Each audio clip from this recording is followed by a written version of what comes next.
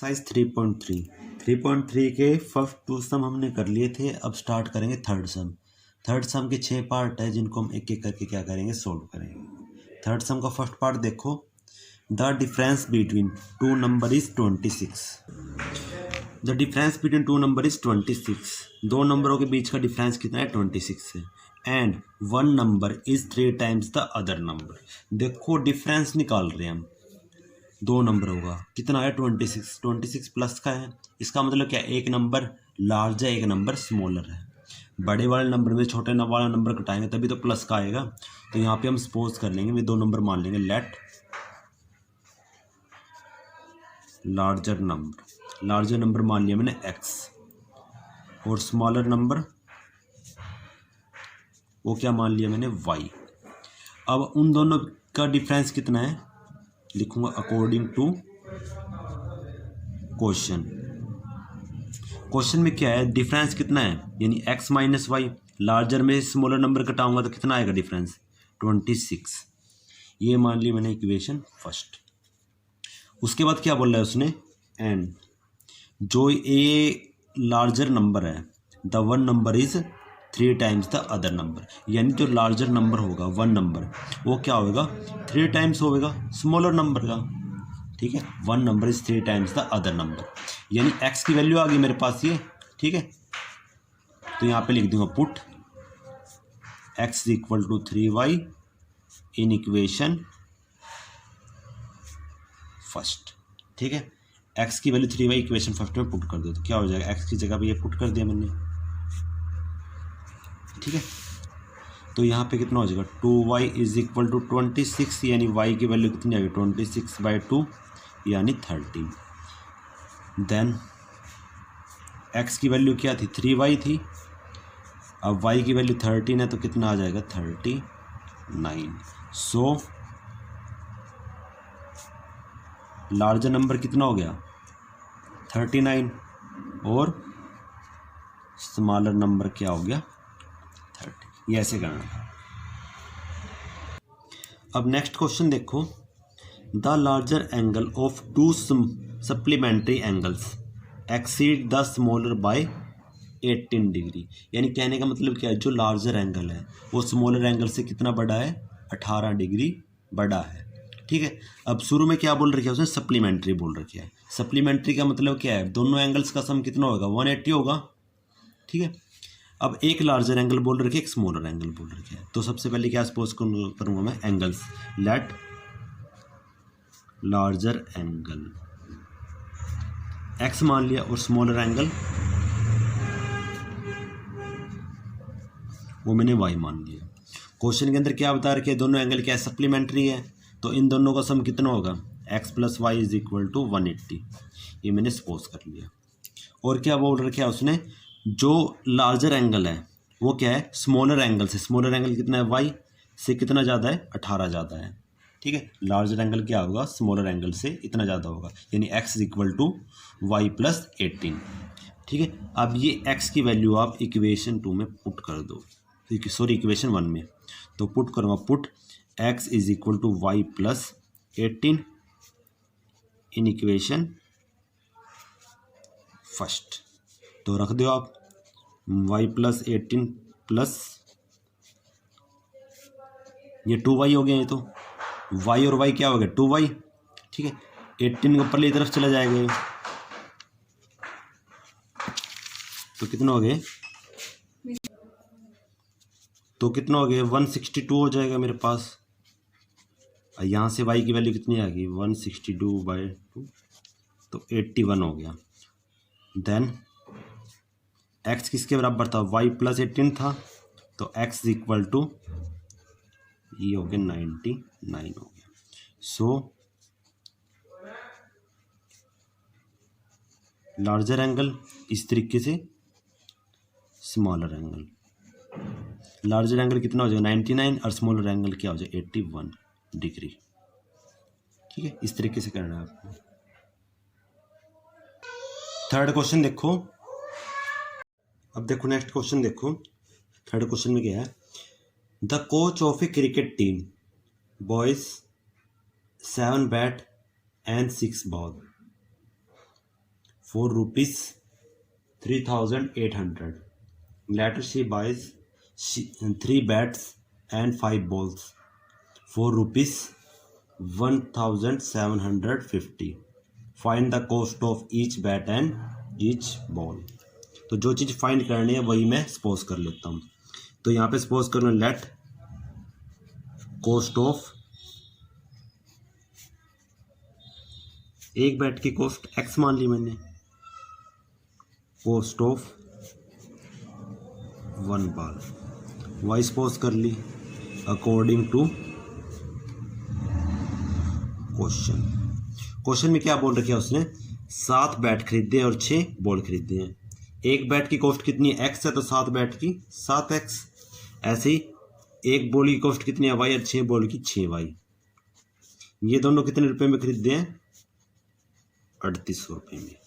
तो ये मान लो इक्वेशन 1। अब इसी तरीके से 3 बैट खरीदते हैं 5 बॉल यानी 3x plus 5y is equal to 1750। ये होगी इक्वेशन सेकंड। अब इसको सॉल्व करेंगे सब्स्टिट्यूशन मेथड से। तो यहाँ पे लिखेंगे फ्रॉम इक्वेशन फर्स्ट इक्वेशन को सॉल्व करेंगे। तो यहाँ पे क्या लिखूँगा मैं, x की वैल्यू निकाल लूँ तो 7x तो यहीं पे रहेगा, 6y परली साइड चला जाएगा। तो यहाँ पे 3800 माइनस 6y, तो x इज इक्वल टू, तो ये मेरे पास x की वैल्यू आ गई। ठीक है, अब देखो यहाँ पे दोबारा से बता रहा हूँ, प्लस का था पहले तरफ जाके माइनस का हो गया। ठीक है, यहाँ पे कितना रह गया 7x, 7 इसकी डिवाइड में चला गया तो x की वैल्यू आ गई मेरे पास। अब लिखूँगा put value of x in equation second.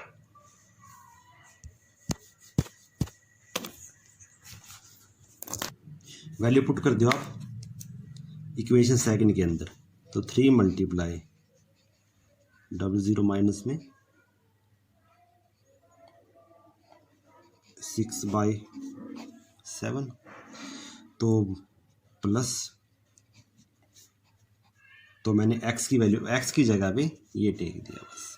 ठीक है, अब इन सब के अंदर मल्टीप्लाई कर दो आप।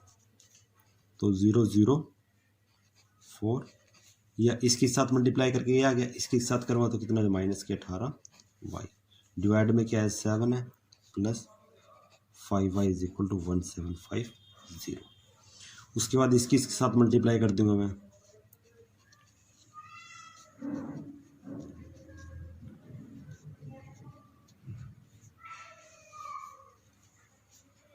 वन 1750, अब ये इसके मल्टीप्लाई में आ जाएगा।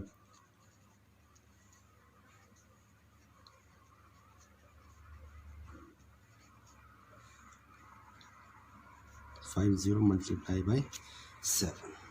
अब मल्टीप्लाई कर दो 7 के साथ इसकी, 17y इज इक्वल टू 053। तो मल्टीप्लाई कितना करके कितना आ जाएगा, तो ये आ गया मेरे पास मल्टीप्लाई करके। अब यहाँ से मैं 17y दिस, ये इस तरफ आगे माइनस हो जाएगा। अब माइनस कर दो आप, माइनस करके कितना आएगा हमारे, थोड़ा दोबारा से देखो यहाँ पे, इसके साथ मल्टीप्लाई करके ये आ जाएगा मेरे पास 12,250। अब 12,250 में से 11,400 माइनस कर दो आप तो कितना आ जाएगा 850। तो y इज इक्वल टू, तो y की वैल्यू कितनी आ जाएगी मेरे पास 50 आ जाएगी। ठीक है, तो मैंने सिंपली क्या कि इक्वेशन 1 में से x की वैल्यू निकाली, उसको सेकंड में पुट कर दिया, थोड़ा सिंप्लीफाई किया तो y की वैल्यू आ गई। अब x की वैल्यू निकाल लेंगे। x की वैल्यू क्या है हमारे पास, x की वैल्यू है x is equal to minus में dy/7 है। अब यहाँ पे कितना है मेरे पास 6, इसकी वैल्यू है, y की वैल्यू थी मेरे पास 50, तो 7, तो ये आ गया मेरे पास मल्टीप्लाई करके, डिवाइड में 7 है तो माइनस करके ये आ गया 7, तो 500। तो एक्स की वैल्यू का क्या आ गया मेरे पास 500। देन 100 लिख दे यहाँ पे। कॉस्ट ऑफ 1 बैट, एक बैट की कॉस्ट कितनी है 500 रुपये। कॉस्ट ऑफ 1 बॉल, उसकी कॉस्ट कितनी है 400 रुपये। तो ये क्वेश्चन हो गया हमारे को। ओके, ये वाई की वैल्यू आ गई थी हमारे पास यहाँ से, ये वाई की वैल्यू आ गई मेरे पास 50। फिर मैंने क्या किया, मेरे पास क्या था, ये था एक्स की वैल्यू ये थी मेरे पास, वाई की वैल्यू यहाँ पे पुट कर दी, सोल्व किया और एक्स की वैल्यू आ गई 50। ये आ गया। अब फोर्थ क्वेश्चन देखो, the taxi charges in A city consist of a fix charges together with the charge from the distance covered. यानी कोई टैक्सी है, उसका सिटी में चार्जेस कितना है, सिटी में घूमने तक का फिक्स चार्जेस है, टुगेदर विद उसके साथ ही the charges for the distance covered. यानी उसके बाद अगर आप 1 किलोमीटर चलेंगे उसका अलग से पैसा देना पड़ेगा, 2 किलोमीटर चलेंगे उसका अलग से पैसा देना पड़ेगा, यानी किलोमीटर के हिसाब से वो चार्जेस अलग है। ठीक है, for a distance of 10 kilometre the charges paid is ₹105, यानी 10 किलोमीटर के कितने रुपये हैं 105 रुपये हैं। And for the journey of 15 kilometre the charges paid ₹155, यानी 15 किलोमीटर के कितने 155 रुपये हैं। What are the fix charges and the charge per kilometre, यानी ये आपने फाइंड करना है, फिक्स चार्जेस कितना है और चार्ज पर किलोमीटर कितना है। और उसके बाद ये दोनों वैल्यू निकालने के बाद तो how much does a person have to pay for travelling a distance of 25 kilometre. तो आपने क्या फाइंड करना है, तो उसको 25 के लिए किसी पर्सन को 25 किलोमीटर के लिए कितने चार्जेस पेड देने पड़ेंगे, कितना पे करना पड़ेगा। तो जो चीज़ फाइंड करनी है, मैं सपोज कर लूँ क्या फाइंड करना है, एक तो फिक्स चार्जेस फाइंड करना है, क्या फाइंड करना है चार्ज पर किलोमीटर। तो जो चीज़ फाइंड करनी है मैं सपोज कर लेता हूँ लेट फिक्स चार्जेस कितने हैं एक्स रुपीज़ हैं, ठीक है, और चार्जेस पर किलोमीटर वो मान लिया मैंने वाई अकॉर्डिंग टू क्वेश्चन। अब देखो फिक्स चार्ज तो फिक्स है यानी एक्स, ये तो फिक्स रहेगा। 1 किलोमीटर के वाई हैं, 10 किलोमीटर के कितने हैं 10 वाई हो जाएंगे, तो टोटल कितने रुपये देने पड़ेंगे उसको 105 रुपये, ये बता रखा उसने। अब सेकंड इक्वेशन क्या है, इसको मान लिया। अब दूसरा, अब ये तो फिक्स चार्जेस है, 15 किलोमीटर के कितने रुपए दे उसने 155 रुपये, ये तो फिक्स है, ये तो लगेगा ही लगेगा, फिक्स है ये तो, ठीक है। 1 किलोमीटर के वाई है तो 15 किलोमीटर के 15 वाई हो जाएंगे, तो टोटल कितने रुपए दे उसने 155 रुपये, ये होगी सेकंड इक्वेशन। अब इन दोनों को सोल्व कर लो आप, तो लिखूंगा फ्रॉम इक्वेशन फर्स्ट एक्स की वैल्यू कितनी आएगी, ये आ गई मेरे पास एक्स की वैल्यू, ठीक है। अब इसको इक्वेशन सेकंड में पुट कर दो, value of x in equation second, तो रख दो फिर आप। एक्स की वैल्यू कितनी है, ये हमारे पास 15y इज इक्वल टू 155। अब देखो 15y में से 10y गया, 5y आ जाएगा हमारे पास, तो 105 इस तरफ आगे माइनस का हो जाएगा, सॉरी 155 माइनस में 105, ये 5 है, तो कितना आ जाएगा मेरे पास, ये हो जाएगा मेरे पास 50, यहाँ पे है 5y, तो y की वैल्यू कितनी आ जाएगी डिवाइड बाय 5, तो कितना आ गया 10 आ गया हमारे पास, ठीक है। अब किसकी वैल्यू निकालूंगा, x की वैल्यू। देन x किसके बराबर है, ये हमारे पास y की वैल्यू पुट कर दो आप, y की वैल्यू 10 है हमारे पास, तो 105 माइनस 100, तो कितना आ गई 5, तो x की वैल्यू कितनी आ गई मेरे पास 5। तो क्या लिखूंगा मैं यहाँ पे, fix charges, fixed charges x मानने थे और एक्स की वैल्यू तो 5 है, यानी फिक्स चार्जेस कितने हैं 5 रुपीज़। और चार्जेस पर किलोमीटर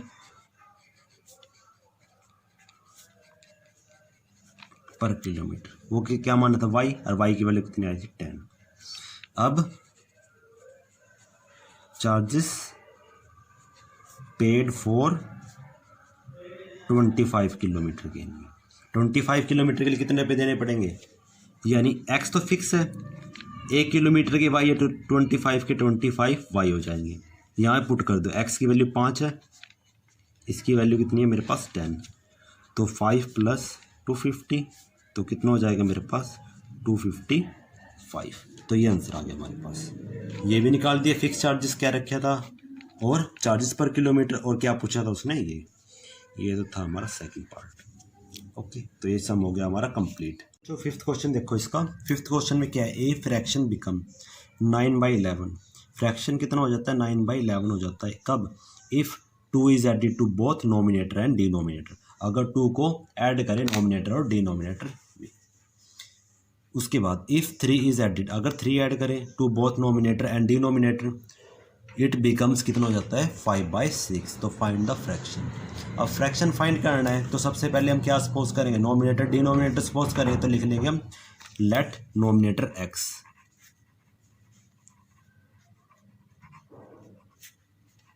और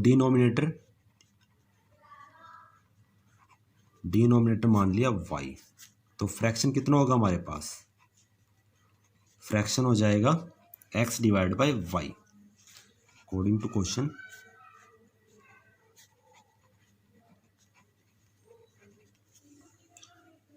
क्वेश्चन में क्या है, क्वेश्चन में क्या बोला है, फ्रैक्शन कितना हो जाता है 9/11 हो जाता है कब, if 2 is added to both nominator and denominator.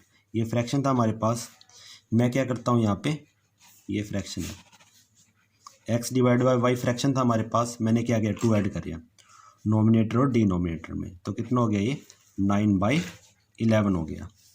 ठीक है, अब इसकी क्रॉस मल्टीप्लाई कर दो आप, तो कर दो क्रॉस मल्टीप्लाई, 11 × x + 2 और इज इक्वल टू 9 × y +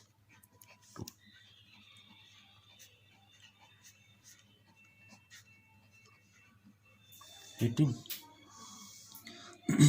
इस तरफ आगे माइनस का हो जाएगा 11x - 9y, तो 11x - 9 -4 हो गए, इसको मान लिया इक्वेशन फर्स्ट।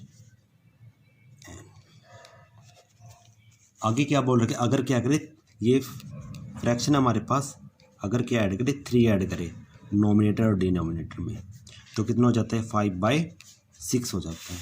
अब यहाँ पे भी क्रॉस मल्टीप्लाई करो इसकी, तो 6 × x + 3 is equal to 5 × y + 3, तो कितना हो जाएगा 6x + 18 is equal to 5y + 15, तो 6x - 5y is equal to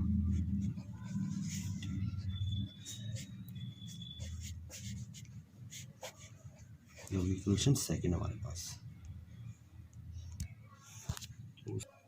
अब इन दोनों इक्वेशन को क्या करेंगे, हम सोल्व करेंगे। तो सोल्व करो इनको, मैं क्या करूँगा फ्रॉम इक्वेशन फर्स्ट,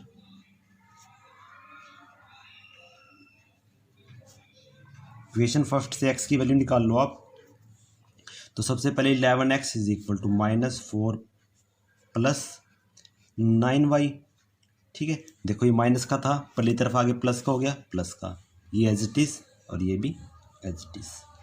तो 11x is equal to, plus वाले को आगे लिख दो 9y, माइनस वाले को पीछे, तो x की value is equal to 9y - 4 divide by 11 हो जाएगी हमारे पास। ठीक है, अब put value of x in equation second, x की वैल्यू इक्वेशन सेकंड में क्या कर दो आप पुट कर दो, करो फिर पुट। तो पुट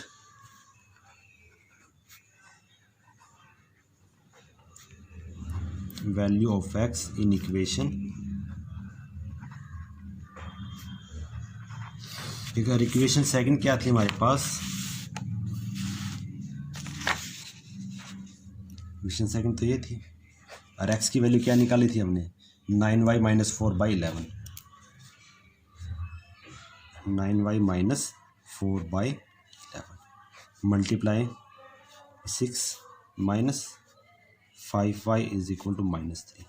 बाकी सब कुछ एज इट इज़ मल्टीप्लाई कर दो, -24/11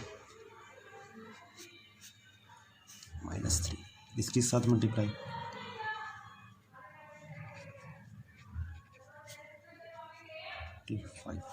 इसके साथ मल्टीप्लाई कर दिया, आ गया। डिवाइड में क्या 11 है, -3 ये यहाँ पे मल्टीप्लाई में आ जाएगा तो कितना हो जाएगा माइनस के 33 हो जाएगा। ये तो 11 की -3 के साथ करूँ तो माइनस के 33 हो गया। यहाँ पे देखो, अब यहाँ पे 55y माइनस में 45y, तो y माइनस के y आ जाएगा, ये एज इट इज़ 24। ये पल्ली तरफ जाके प्लस का हो जाएगा ये, तो -y is equal to -33 plus 24, तो कितना आ जाएगा -9। माइनस से माइनस कट गया तो y की वैल्यू कितनी आ जाएगी मेरे पास 9। अब x की वैल्यू निकाल लो। देन x की वैल्यू कितनी थी 9y - 4/11 था मेरे पास, और y की वैल्यू कितनी आई है मेरे पास 9 आई है 11। तो कितना हो जाएगा 81 - 7/11, ये सॉरी ये 4 था, तो ये कितना हो जाएगा मेरे पास 77/11, तो ये आ गया मेरे पास 7। तो x की वैल्यू कितनी आ गई 7 आ गई। सो फ्रैक्शन, तो फ्रैक्शन क्या बनेगा x/y था फ्रैक्शन, तो 7/9, तो ये आंसर आ गया हमारे पास। ओके, x और y की वैल्यू निकाल ली। अब फ्रैक्शन क्या हो गया x/y था, तो ये आंसर है। आगे लास्ट पार्ट देखो इसका। 5 years hence the age of Jacob will be 3 times that of his son। यानी जैकब क्या कहता है कि 5 साल बाद द एज ऑफ जैकब, कि जैकब की आयु क्या हो जाएगी 3 टाइम्स हो जाएगी उसके बेटे की आयु की। ठीक है, जैकब की आयु क्या हो जाएगी उसके बेटे की आयु, क्या बेटे की आयु की 3 टाइम्स हो जाएगी 5 साल बाद। उसके बाद 5 years ago, और 5 साल पहले जैकब एज वाज, जैकब की एज कितनी थी 7 टाइम्स थी दैट ऑफ हिज सन। यानी जितनी आयु उसकी बेटे की थी उसकी बेटे की आयु से 7 टाइम्स ज़्यादा थी। 7 मतलब उसकी बेटे की आयु की 7 टाइम्स थी। What are their present age, तो प्रेजेंट एज फाइंड करो। तो जो चीज़ फाइंड करनी है वो सपोज कर लूँगा, let present age of Jacob, वो क्या मान ली मैंने x। Present age of Jacob's के बेटे की वो क्या मान ली मैंने y ईयर्स। ठीक है, अब क्या लिखूंगा मैं 5 year hence, यानी 5 साल बाद। एज ऑफ जैकब की एज कितनी होगी, वो क्या हो जाएगी x + 5। एज ऑफ जैकब्स वो कितनी हो जाएगी y + 5।